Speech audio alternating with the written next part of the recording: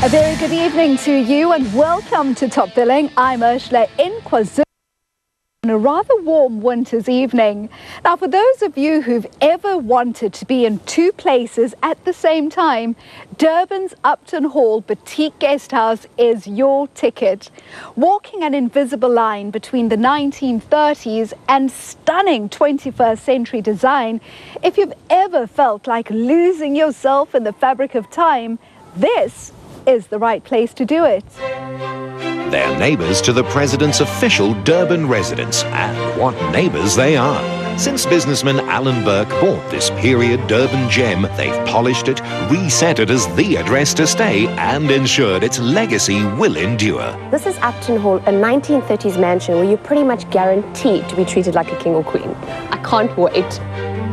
When the original owner, Gussie James, decorated, she wanted this to be the finest place in Durban. 80 years on, Upton's new owner said the same. And with his daughter, Candice Kaywood, directing operations, they've been true to their word. It's such a grand entrance to such an old mansion. We decided to keep the original staircase and the chandelier from the home. The place really does feel like it's out of an old English movie. It does. It actually has a lot of history. The home was built in 1931 by the James family, and it was modelled on Upton Hall Castle in the UK. The family lived in this home up until late 90s when it was auctioned off and when my family bought it. So it's only ever had two owners. The look is minimalist but still grand, the contemporary edge giving the colonial architecture a real vibrance. This is where they'd regularly have dinners for 60 people. The men would have billiard tournaments, and there'd still be ample room to cut a rug or two. This was the ballroom of the original home, where the families used to entertain very often by having their friends and family over for a big dinner and dance. The floors even feel different in this room. It had the original sprung floors, obviously, so that you dance a whole lot better. I'm quite surprised how in an old English place, African chic works so well. It does. We thought it would be a lovely contrast to have the heavy wood paneling and the wooden floors and the detail of the pressed ceilings mixed with more of a modern contemporary African feel in the defined furniture and the high gloss and the fabrics that we've used. From what I understand, everything in this whole mansion is pretty much proudly South African. Yes, we do have a proudly South African ethos where we're in KZN and we want to showcase what KZN has to offer. Most of our furniture has been custom made to fit the spaces that it's in, uniquely designed to incorporate the African feeling using solid woods and stainless steel. What really stands out for me are all the very traditional African artworks. Yes, we wanted to create something that was more contemporary and not so ethnic. So a lot of our pieces have been commissioned for the spaces that they're in, and all of our artwork is from South African artists locally and around the country. Behind all the wood paneling, the restoration included complete replumbing and rewiring. They also brought this original chandelier back to its former brilliance and rearranged all 10 bedrooms to be ensuite. I understand you've had some pretty interesting people stay here, like Priscilla Domingo. Yes, he was a great guest of ours. He enjoyed the peace and quiet of Upton Hall as well as the privacy, and even felt so at home that he sat downstairs in our restaurant and played for hours on end while our staff steamed tablecloths. So that really is the perk of having an exclusive guest house. Yes, it is. We are exclusive to the which allows them the free will to do what they like and use it as their own house. However, if guests would like a little bit more hustle and bustle, we are in the city centre, so we're easily accessible to get anywhere.